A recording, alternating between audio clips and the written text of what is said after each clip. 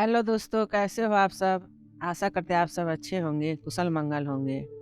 आइए मैं आज आपको बागेश्वर धाम बाबा पंडित धीरेन्द्र कृष्ण शास्त्री जी की कहानी सुनाती हूँ। बिना समस्या बताए लोगों के मन की बात को पढ़ लेना, व्यक्ति को देखकर उसकी भूत भविष्य और वर्तमान की जान लेना, फिर समस्या का समाधान भी बता देना।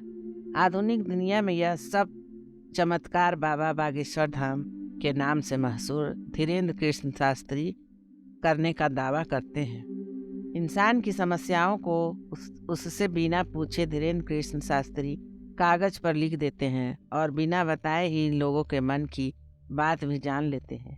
यह दावा लाखों की संख्या में मौजूद धीरेन्द्र कृष्ण शास्त्री के भक्त करते आए हैं। मध्य प्रदेश में मौजूद बागेश्वर धाम के पीठाधीश्वर धीरेन्द्र कृष्ण शास्त्री सोशल मीडिया से लेकर टेलीविज़न तक हर तरह छाए हुए हैं। भक्तों की माने तो गुरु जी पर भगवान हनुमान जी की असीम कृपा है। दिव्य दरबार में भगवान हनुमान जी और दिव्य शक्तियों उनकी प्रेरणा देती है। मौजूदा वक्त में लाखों लोग देश विदेश से बागेश्वर धाम आ रहे हैं। यह बालाजी की समर्पित भगवान का मंदिर है। यह मंदिर के पीछे धीरेन्द्र कृष्ण शास्त्री के दादा सेतुलाल गर्ग सन्यासी बाबा की समाधि है। इस जगह पर धीरेन्द्र गर्ग भी भागवत कथा का कई बार आयोजन कर चुके हैं। इसके बाद यह मंदिर बागेश्वर धाम के नाम से प्रसिद्ध हो गया। आज के समय लोग अपनी जिंदगी से जुड़ी परेशानियों से छुटकारा पाने के लिए बागेश्वर धाम आते हैं और बाबा उन्हें उनकी परेशानियों से निजात दिलाने का दावा करते हैं। आखिर ये धीरेन्द्र शास्त्री हैं कौन? गुजारा बाबा ने अपना बचपन 15 जुलाई 1996 को मध्य प्रदेश के छतरपुर में जन्मे पंडित धीरेन्द्र कृष्ण शास्त्री का बचपन अति गरीबी में बीता। एक कच्चे मकान में उनका पूरा परिवार रहता था। उनके माँ का नाम श्रीमती सरोज और उनके पिता का नाम पंडित श्री रामकृष्ण पाल गर्ग है। बताया जाता है कि वो बचपन से ही काफ्यार थे। उनकी प्रारंभिक शिक्षा गांव के सरकारी स्कूल में हुई। उनके पिता पुरोहित गिरी के जरिए अपना परिवार चलाते थे। जब गांव में इनके परिवार के चाचा और कुछ लोगों ने पुरोहित गिरी का काम आपस में बांट लिया तो महाराज का परिवार आर्थिक संकट से घिर गया।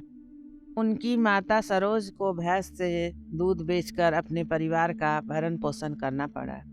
बचपन से ही धीरेन्द्र शास्त्री लोगों को प्रभावित करने में माहिर हो गए। वो कम उम्र में ही गांव में लोगों के बीच बैठकर कथा सुनाने लगे।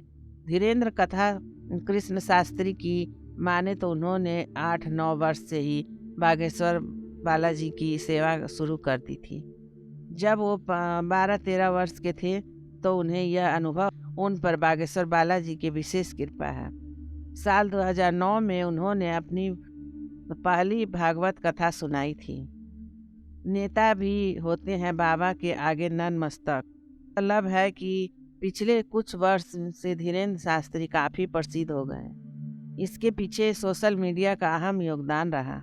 धीरेन्द्र कृष्ण शास्त्री शहरों में जाकर श्री राम कथा दिव्य चमत्कारी दरबार लगाते हैं। कुछ दिनों पहले उन्होंने महाराष्ट्र के नागपुर में दरबार लगाया था। इस दरबार में महाराष्ट्र के उप मुख्यमंत्री देवेंद्र फडणवीस के अलावा केंद्रीय सड़क परिवहन राष्ट्रीय राजमार्ग मंत्री नितिन गडकरी भी पहुंचे थे। बता दें कि देश के कई राजनेता बागेश्वर धाम में हाजिरी लगा चुके हैं। आखिर क्यों फंस गए बाबा विवादों में? इस दिव्य दरबार को लेकर नागपुर की अंधश्रद्धा उन्मूलन समिति ने दे दिया। समिति के संस्थापक श्याम मानव अपने द्वारा दूसरे कमरे में रखी 10 वस्तुओं की जानकारी देने का चैलेंज और उसके पूरा होने पर 30 लाख रुपए दिए जाने का चैलेंज दिया गया। हालांकि बाबा ने चैलेंज को स्वीकार कर लिया है। शुक्रवार को धीरेन्द्र शास्त्री ने नागपुर के अंधश्रद्धा निर्मूलन समिति के संस्थापक श्याम मानव की चुनौती को स्वीकार कर शुक्रवार को श्री हनुमान मंदिर मैदान गुड़ियारी में दरबार लगाया। इस दौरान पंडित धीरेन्द्र कृष्ण ने कहा कि यहाँ आकर हमें आजमा लें।